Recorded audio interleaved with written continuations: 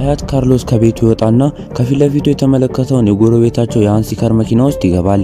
በደስታም መኪናውን አስነስቶ ሲነዳው ከፊት ለፊት ካለው መኪና ጋር አጋጨው። ሃንሲከርም ወዲያውኑ መጥቶ ለምን መኪና ውስጥ ገባህ እያለ አያት ካርሎስን ሊደበድበው ይሞክራል። ይህንን የተመለከተው ምሁሩ ጡጣ ሲዛርም ወዲያውኑ በመስኮቱ ላይ ዘሎ ይወጣና ይህንን ሃንሲከር የተሰኘውን ሰውዬ መሬት ላይ አንከባሎት ጣቱንም ባፉ ሲነክሰው ሃንሲከር እየተደናገጠ ደሙ እየተንጠባጠበ ከዚያ አካባቢ እየሮጠ ይሄዳል። ክቡራን አድማጮቻችን ዛሬ በኮሜንታችሁ መሰረት ራይዝ ኦፍ ዘ ፕላኔት ኦፍ ዘ ኤፕስ የተሰኘውን ልብ አንጠልጣይ የአክሽን ፊልም ይዘንላችሁ መጥተናል። እንደምትወዱት ተስፋ እናደርጋለን። ከተመቻችሁ ቪዲዮውን ላይክ በማድረግ ጀምሩት። በየዕለቱም እንደዚህ አይነት ፊልም እንዲደርሳችሁ ቻናሉን ሰብስክራይብ በማድረግ የደወል ምልክቷን ይጫኑ። ኮሜንት ላይ ሐሳብ አስተያየቱን ያስቀምጡልን። አብራችሁን ቆዩ። ፊልሙ ሲጀምር በአንድ ጫካ ውስጥ በሰላም የሚኖሩ ቺምፓንዚዎች እየተጓዙ ነው። በጉዞ ላይም ሳሉ ወፎቹ በሙሉ ከጫካ ውስጥ ተበታተኑ። ወደ ኋላም በሚዞሩበት ጊዜ አዳኞቹ በብዛት ወደዚህ ስፍራ እንደመጡ ያረጋግጣሉ። ሁሉም ቺምፓንዚዎች መሮጥ ቢጀምሩም ግን አንደኛዋ ቺምፓንዚ መሮጣ ስላጣች በአንድ ቅርጫት ውስጥ እዚያው ነው ታስራ ቀረች። እምትረዳቸውንና እያሳደገቻቸው ያለችውን ቤተሰቦችም በአንድ ቀን አዳኞች በዚያ ቀዳዳ ውስጥ እያየች ተሰናበተቻቸው። እንዲህም እያሉ በተወሰደችበት ቦታ አመታት ተቆጠረች። በዚህ ቺምፓንዚ ላይም ሁለት ዶክተሮች የተለያዩ ምርመራ አደረጉባት። የመጀመሪያው ዶክተር ዊል ሮድመን የሚባል ሲሆን ቀጣዩም ዶክተር ሮበርት ይሰኝ ነበር። እኚህ ዶክተሮችም አብረው አንድ መድኃኒት ለዚህ ቺምፓንዚ ሰጥተዋት ምርመራቸውንም ካደረጉበት በኋላ በጣም በሚያስደነግጥ ሁኔታ ቺምፓንዚዋ የማሰብ ቃቷ በጣም እንደጨመረና ይህንን ሰው ለመፍታት የሚከብደውን ጌምም በአንድ ደቂቃ ውስጥ እዚያውኑ ስትፈታ ተመለከቱ። ይህንን የተመለከተው ዶክተር ዊልም ወዲያውኑ ስቲቨን ወደ ተሰኘው ዋና አለቃቸው ጋር አቀና።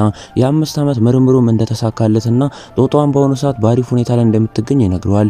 ስቲቨንም አሪፍ ምላሽ ነበር የሰጠው። ሙሉ የመስሪያ ቤቱ ቦርዶችና ታዋቂ ሰዎች በተገኙበትም ዶክተር ዊል አቅንቶ ይህንን ምርምሩን ለማቅረብ ይሄዳል። በምርምሩ ላይም አዲስ የቫይረስ መድኃኒት አምርተናል። ይህንን መድኃኒት እንግዲህ ጦጣዋ ላይ እንዳደረግነው ከሆነ ጦጣዋ ድሮ መጫወት ያቃታትንና መፍታት ያቃታትን ጌም በአንድ ደቂቃ ውስጥ ነው የፈታችው።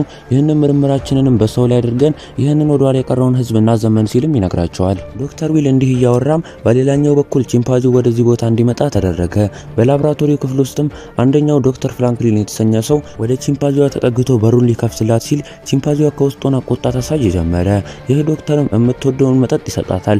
ቺምፓንዚዋ ግን በሩን በረጋግዳ እንደምንም በግዶታ አንደኛውን ዶክተር መታ መሬት ላይ ጣለችው።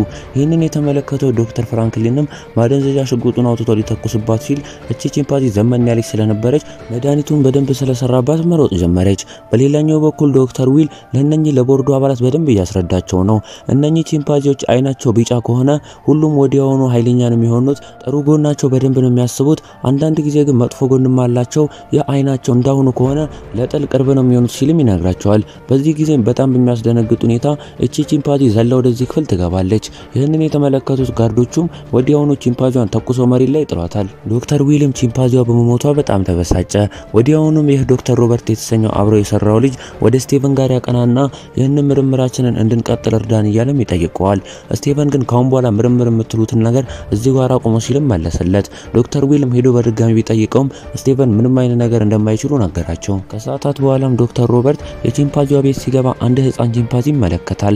በቅርብ ሰዓት የተወለደች እንደሆነም ሲያረጋግጥ ቺምፓንዚዋ ልጇን ለመከላከል ስትቆጣ እንደነበር እንጂ መድኃኒቱ እንዳልሆነ ማረጋግጠው ልጇን ይዞ ወዲያውኑ ወደ ዶክተር ዊል ጋር ያቀናል። ለዶክተር ዊልም ልጇን ከሰጠው በኋላ ቤት አሳድገው ሲልም ነገረው።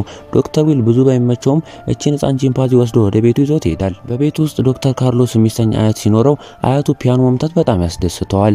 ዶክተር ዊልም ወደ እሱ ጋር ተጠግቶ እንግዲህ አዲስ ነገር ይዤ መጥቻለሁ ናና ተመልከተው ሲልም ይነግረዋል።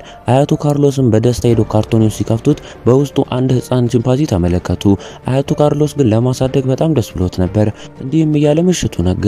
ዶክተር ዊልም በንጋታው ወደ ቺምፓንዚው ጋር ሲሄድ ቺምፓንዚው እየጮኸ ነበር። ወዲያውኑም አንስቶት ሻወር ካስገባው በኋላ አጣጥቦትም ወደ ሳሎን አስቀምጦት ይሄዳል። ከቀናት በኋላም ቺምፓንዚው እንደ ሰው ወተት እዚያውኑ መጠጣት ጀመረ። ዶክተር ዊልም ወደ አይኑ ጋር ተጠግቶ ሲመለከተው ይህ ቺምፓንዚ ምንም አይነት ምርምር መድኃኒት እንደማይፈልግና አይኑም ሰማያዊ እንደሆነ ይህንን ጄኔቲክስም ከእናቱ እንደወረሰ አወቁ። በዚህ ጊዜም ዶክተር ካርሎስ ይህንን ጦጣ በደንብ ለማሳደግ ይወስንና እንዲህ እያለም አመታት ተቆጥረው ስሙንም ሲዛር ሲሉ ሰየሙለት። የላይኛውን አንድ ክፍልም ሰጥተውት ሲዛር ብዙ ጊዜ በመስኮቱ በኩል እየሄደ ሰው እንዴት እንደሚኖር ከሰው ጋር እንዴት መኖር እንደሚቻል የሚለውን ሁሉንም ነገር መማር ጀምሯል። ሲዛር በእጆቹ ከሰው ጋር መግባባት ይችላል። በሌላኛው በኩል የዶክተር ዊል አባት ካርሎስ ነርሱ መታ መርፌ ልትወጋው ስትል መቼም አትወገኝም እያለ ይገፈታተራታል። ነርሷም ተናዳ ከክፍሉ ስትወጣ ዶክተር ዊል በአይኑ ተመለከተ። ምንም ማድረግ ባለመቻሉም እየተበሳጨ አያቱን ይህንን ለቺምፓንዚዎቹ የወጋቸውን መርፌ ይወጋዋል። አያቱ ግን በጣም በሚያስደነግጥ ሁኔታ መድኃኒቱ በትክክል ሰርቶ ፒያኖንም ከማንም በላይ በደንብ መጫወት ጀመረ። ይህንን የተመለከተው ዶክተር ዊልም በጣም በመደነቅ አያቱን ይመለከተው ጀመረ። መርፌውን ሲወጋውና ሲሰጠውም በየቀኑ ሲዛር የተሰኘው የቺምፓንዚ ይመለከታል። እንዲህም እያለ ቀን ይቆጠርና ሲዛር በመስኮቱ ላይ በሚመለከተበት ጊዜ በጎረቤቱ የሚገኙት ህፃኖች ሳይክል ሲነዱ ይመለከታል። ከቤቱ ወጥቶም ወደ ጎረቤቱ ግቢ ያቀናል። በመስኮት ውስጥም ሲመለከት አንድ ሳይክል ያገኘና ወዲያውኑም ሳይክሉ ላይ ወጥቶ መንዳት ይጀምራል። በዚህ ጊዜም እቺኛዋ ህፃን ተመለከተችው። በጣም ተደናግጣም አባቷ ሃንሲከርን ስትጠራው ሃንሲከር በዱላ ይህንን ጦጣን ይመታው ይሞክራል። ዶክተር ዊል ግን እንደምንም አድኖት እግሩ ላይ ቆሰለውንም ለማዳን ሲል ዶክተር ካሮሊን ወደ ተሰኘች የእንስሳት ዶክተር ጋር ይዛት ሄደ። እቺንን ቺምፓንዚን በደንብ ካዳነው በኋላ ቺምፓንዚው የተለያዩ ምልክቶችን ሲሰጥ እቺ ካሮሊን የተሰኘችው ዶክተር ተመለከተች። አሁን በእጆቹ ምንድነው ያለው ስትልም ዶክተር ዊልን ጠየቀችው። ዶክተር ዊልም ዛሬ ራት ለምን አንጋብዝሽም ነው ያለው ብሎ ነገራት። ዶክተር ካሮሊንም ቺምፓንዚ ያወራል እንዴ ብላ ተደናግጣ ምንም ችግር የለም እጋብዛለሁ ስትልም ነገረቻቸው። ይህንን ቺምፓንዚም ይዘው አብረው ወደ ቺምፓንዚው ቤት ያቀኑና ለዶክተር ካሮሊንም ይህ ነው ክፍሉ እያለ ዶክተር ዊል በደንብ ያሳያታል። በክፍሉ ማማርና መዋብም ዶክተር ካሮሊን በጣም ደስ አላት። የዶክተር ካሮሊንና የዶክተር ዊል መቀራረብም በጣም እየጨመረ ነው። ከቀናት በኋላም ይህንን ሲዛር የተሰኘውን ቺምፓንዚ ወስደው ወደ አንድ ጫካ ውስጥም ይዘውት ይሄዳሉ። ጫካ ውስጥ ተዝናና ብለውም ልክ ሲነግሩት ሲዛር እጁን ዘርግቶ እዚያውኑ ቀጥ ይላል። ዶክተር ዊልም እጁን ነክቶ ፍቃድ ሲሰጠው ሲዛር ወዲያውኑ እየሮጠ ወደ ጫካ ውስጥ ገብቶ አንድ ረጅም ዛፍ ላይም ወጥቶ በደንብ ይዝናናል። እንዲህም እያለ 5 ዓመታት ተቆጠሩ። ሲዛርም ከመጠን በላይ ማሰብና ከሰው እኩል የማገናዘብ አይምሮንም አገኘ። በዛፎቹ ላይም በደንብ መዝናናት ይጀምራል። ዶክተር ዊልና ዶክተር ካሮሊንም አብረው ደስ የሚሉ ጥሩ ጊዜያትን ማሳለፍ ጀመሩ። ይህንን ሲዛር የተሰኘውን ቺምፓንዚ ይዘው እየወጡ ሳለ አንደኛው ውሻው ወደ ሲዛር እየተመለከተ በደንብ መጮህ ይጀምራል። ሲዛርም አንድ ዞሮ ሲጮህበት ውሻው ተደናግጦ እያለቀሰ ከዚያ አካባቢ ሄደ። ሲዛርን ወስደውትም ዶክተር ዊልና ካሮሊን ወደ አንድ መኪና ውስጥ ይከቱት። ሲዛር በመኪና ውስጥ አንገቱን ደፍቶ በጣት ምልክቶች አባቴ እናቴ የት ነው የሚገኙት እያለ ዶክተር ዊልን ይጠይቀዋል። ዶክተር ዊልም ስለ አባትህ ብዙ ባላውቅም እናትህ እንግዲህ እዚህ ቤት ውስጥ ነው የሞተችው ሲልም ወደዚያ መስሪያ ቤት በር ላይ መኪናውን አቁሞ እንዳንተው በደንብ የምታስብ ነበረች፣ መድኃኒታችንን እያብራራን ባለንበት ክፍል ውስጥ ዘላ ገብታ በቦዲጋርዱ ተተኩሶባን የሞተችው አንተን ለማዳን የሞተችው ሲልም ነገራት። ሲዛርም በእናቱ ሞት በጣም ተበሳጨ። ዶክተር ዊልም ወደ ቤቱ ከገባ በኋላ ለዶክተር ካሮሊን ስለ መድኃኒቱ በደንብ ያስረዳት ጀመረ። ይህንን መድኃኒት ለሲዛር አልሰጠነውም። ቺምፓንዚው ሲዛር ግን ያለምንም መድኃኒት ከእናቱ በወረሰው ጂን በጣም ኢንተለጀንትና በጣም ጎበዝ ነው።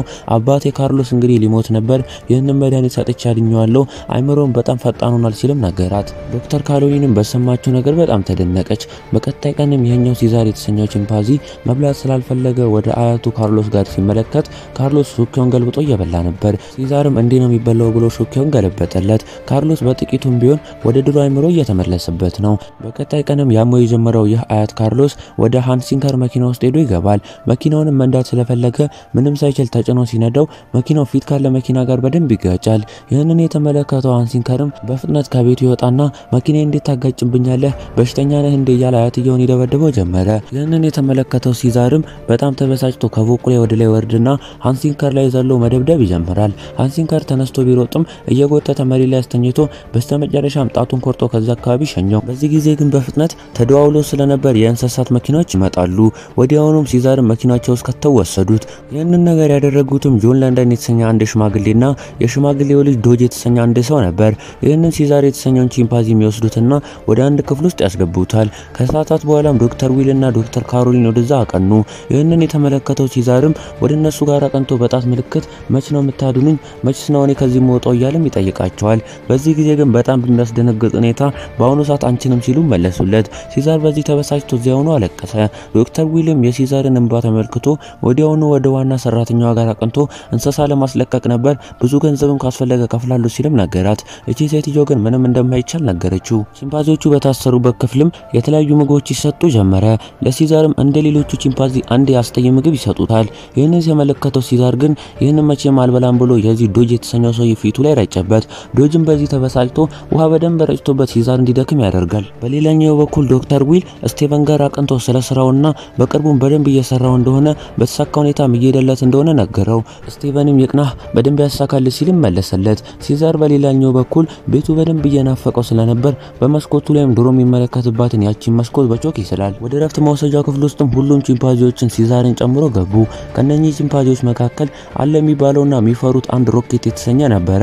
ወደ ሲዛር ጋርም ተጠግቶ ቲሸርቱን በጥሶ በንቀት ዓይን ተመለከተው። ሲዛርም ወዲያውኑ ይህን ሮኬት የተሰኘውን ቺምፓንዚ በደንብ ሲደበድበው ቺምፓንዚው ሮጦ ዛፉ ላይ ይወጣል። ሲዛርም ተከትሎ ዛፉ ላይ ሲወጣ እጁን ገፍትሮበት ሲዛር ከላይ ወደታች እንዲፈጠፈጥ አደረገው። ይህንን የተመለከተው የእንስሳቱ አዳኝ ዶጅም ሁለቱንም በአነዛዥ መርፌ ወጋቸዋል። እንደዚህም ሆኖ ወደ የክፍላቸው ታሰሩ።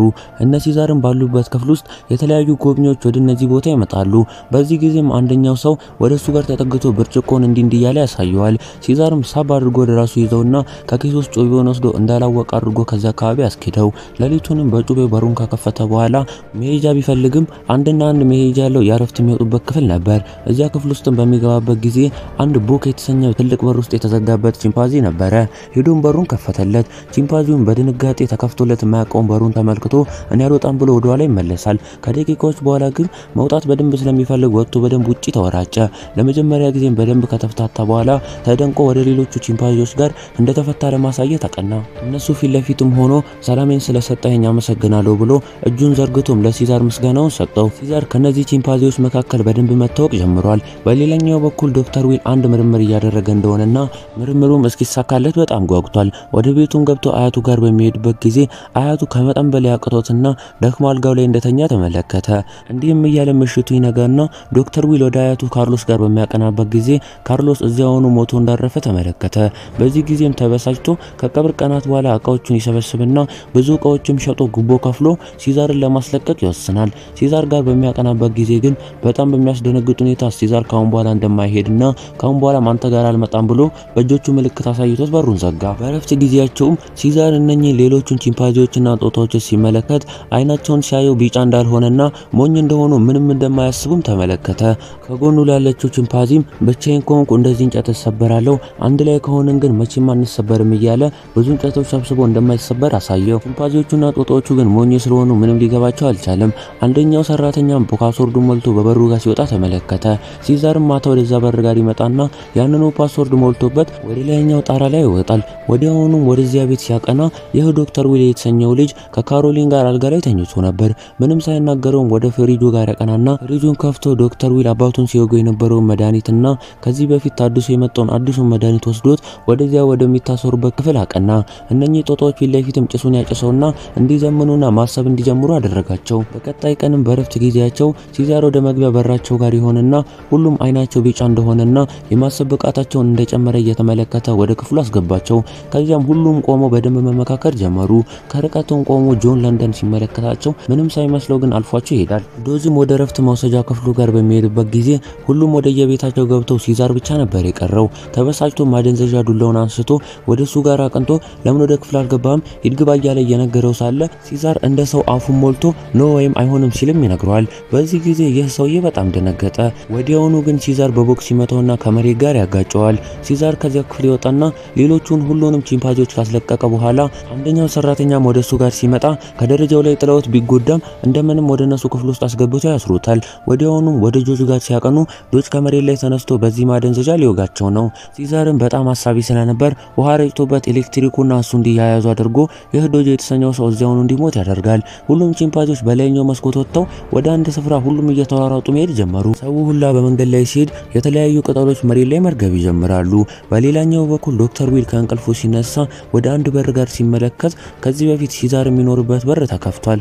ዶክተር ዊልም ሲዛር ማታ መጥቶ ነበር ብሎ ስላሰበ ወዲያውኑ ስልኩን ደውሎ ወደዚያ መስሪያ ቤትና ወደ ታሰረበት በሚያቀናበት ጊዜ መላ የታሰሩበት ክፍል እንደተለቀቁና ይህኛው ዶጅ የተባለው እነሱ የሚጠብቀው ሰውም በኤሌክትሪኩ ተይዞ እንደሞተ ተመለከተ።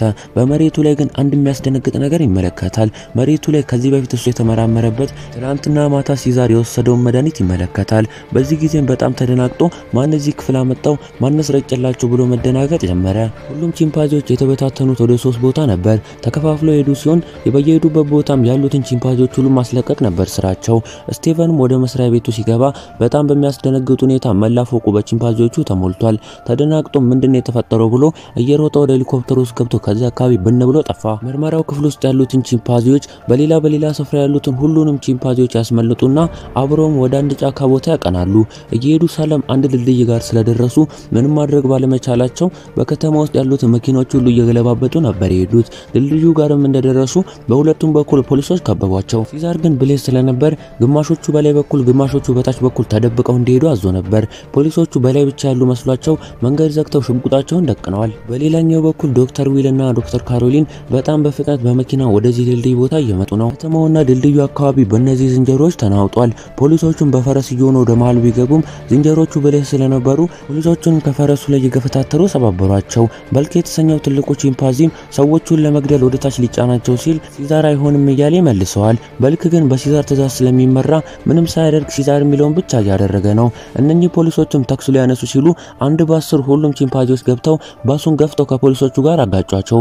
ሁሉንም ፖሊሶቹ መሬት ላይ ጥለው ምንም እንዳያደርጓቸው አደረጉ።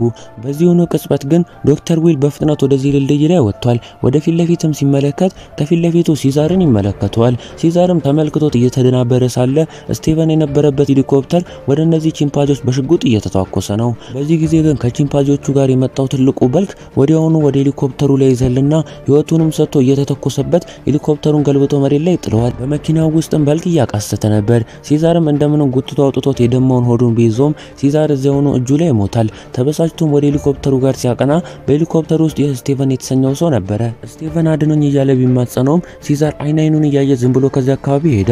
ወዲያውኑም ኮባ የተሰኘው አንደኛው ቺምፓንዚ ይመጣና ሄሊኮፕተሩን ገፍትሮ ወደ ታች ይለቀዋል። ስቲቨን እያለቀሰ ሄዶ ባህር ውስጥ ገባ።